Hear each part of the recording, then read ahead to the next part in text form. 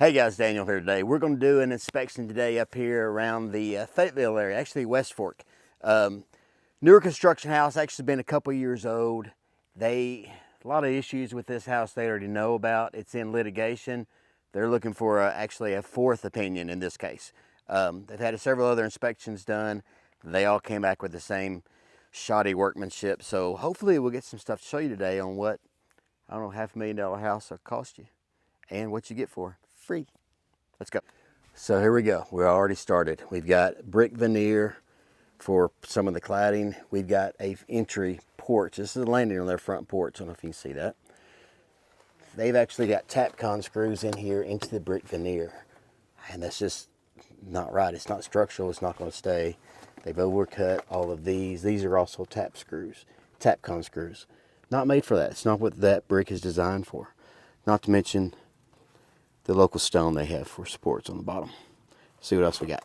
I know this is really more cosmetic than anything else, but you've got your board and batten here. This one's much wider than it is up the top.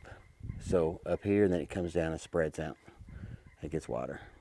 More cosmetic than anything else, but obviously just indication what we're going to see the rest of the day. Then right here on the eave, the fascia, you've got masking tape holding that in there. Nice, ain't it?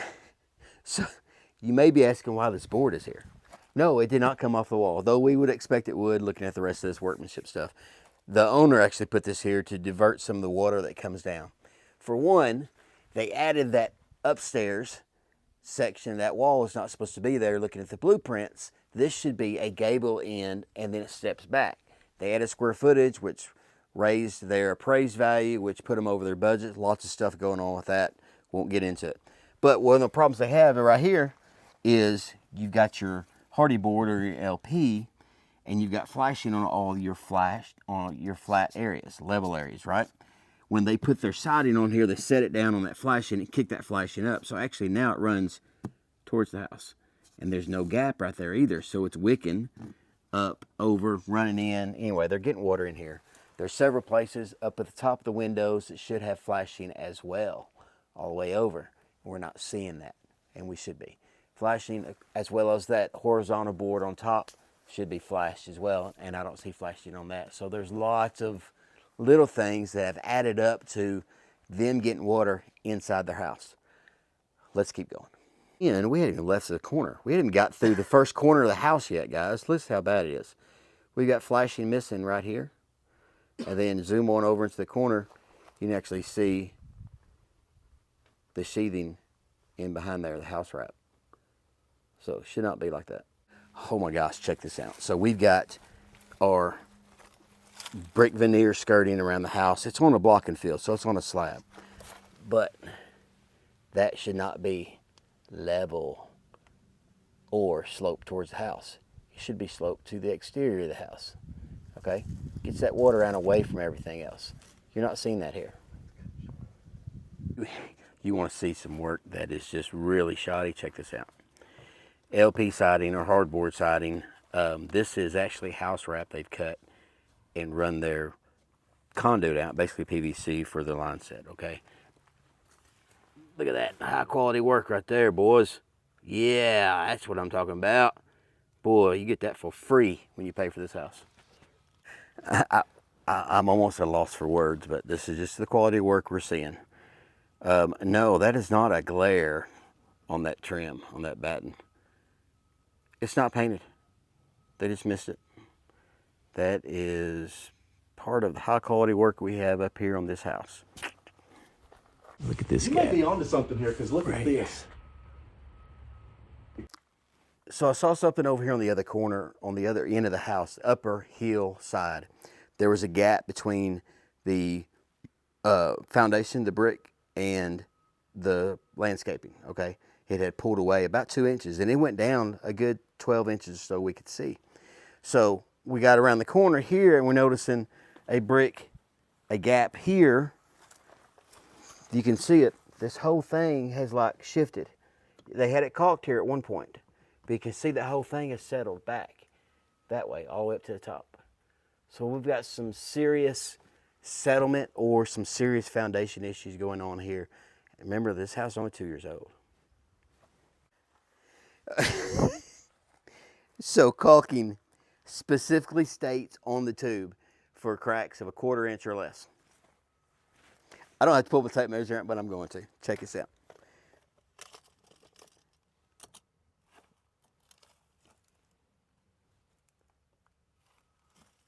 That's more than 1/4. So they did seal this hole. They drilled in here, you know, which is good. Glad they done that. But they forgot everything else. Where the gas line went through. The gas line was here first. They drilled that, sealed it, didn't bother about sealing anything else. High quality work. Nice, ain't it? Again, we have high quality workmanship here. Check this out. Around the window or around the light, big gap.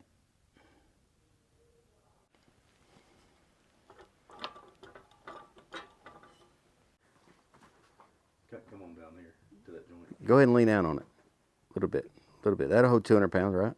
Yeah. You're right. Yeah. Whoever was building that, he said. So you got to ask yourself, did they intend to have these outlets here on the outside? Because did they forget to recess it and put a box in? At least they're consistent. They're all like that. Nice, ain't it? So now we're on the inside. We've got a dishwasher that is not even attached. You can see here, they've got the attachment points for it. They actually have the metal underneath the granite that they're supposed to attach it to, but they're not gonna do that. It requires 2 extra screws. Costs too much money. You know, from the looks of it, looks like that's what this contractor is all about. So here we go. So other stuff that we've seen is we have outlets that are not GFCI protected. The island, for instance, all the exterior outlets are not prime summary for this whole thing so far. It is right there. And y'all heard me talking earlier about the blueprints. So in here, this wall goes all the way up. This is the dining room area. This wall extends all the way up, and it shouldn't. It should have a ceiling right here at 10 foot, as it shows in the plans.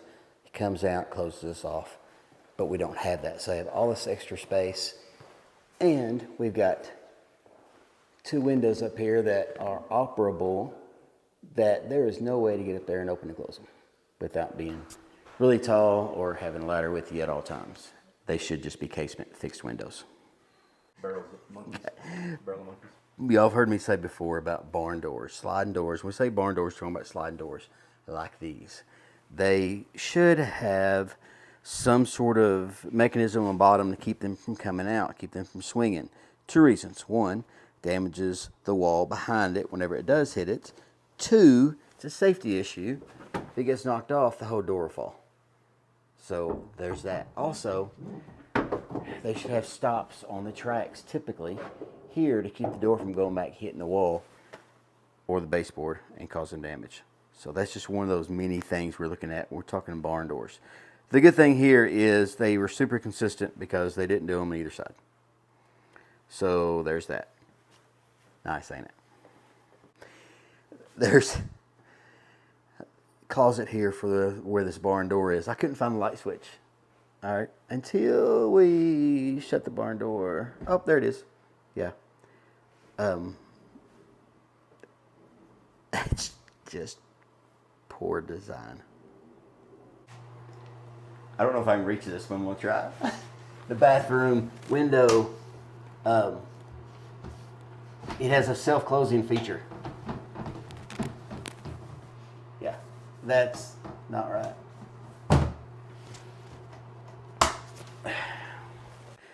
All right, we got a lot of things going on here in this bathroom, this shower. We know for a fact that the pan itself is leaking because the client has told us as much. Okay, and there's a little bit of water damage down here on the baseboard and along the base of the cabinets. They also can't get their water shut off all the way. I know, it's a minor thing, but it's something the builder should have taken care of, and they haven't. It's a simple fix, okay? A little cartridge filter in here, replace that, it'll be done. But they can't do any of that because of other reasons the contractor needs to be doing it. Obviously, you need to seal the tile floors in here as well. You can tell they're not sealed. In this case, we always have water running on it. Oh my God, check this out. Freestanding bathtub. I have one of these in my house, love it. What I don't have is a poor plumbing job like this.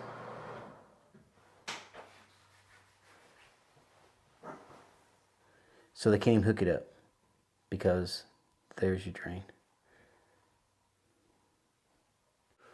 Well, they didn't use any corner bead right here. And No, they didn't over here. there's not even a backer board in there to nail it drywall to. They caulked it. It's caulked on this side. Oh, that's gonna hold, right? These pocket doors here, pocket doors should come out.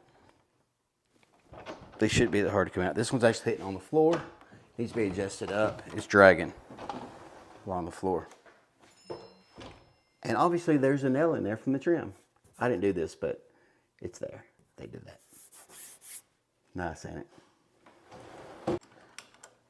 So on the pocket doors, there should be pieces of trim. Typically, there's pieces of trim right here.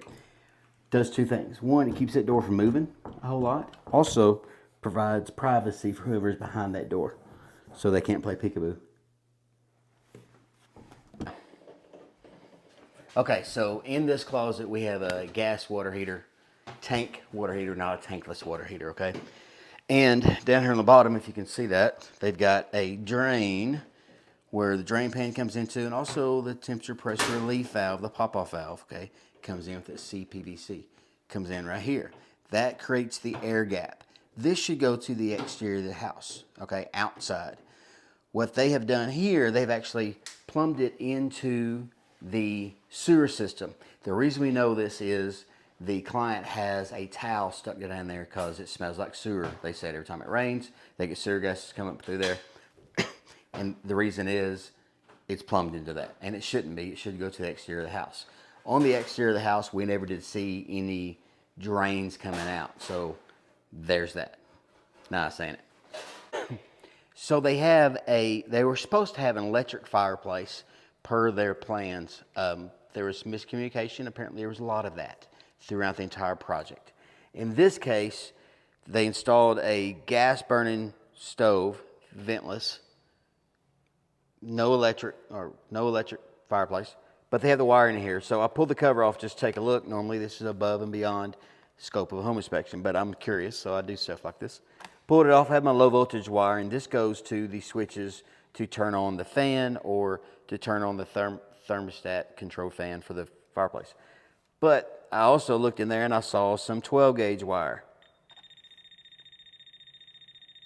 Nice, ain't it? Okay.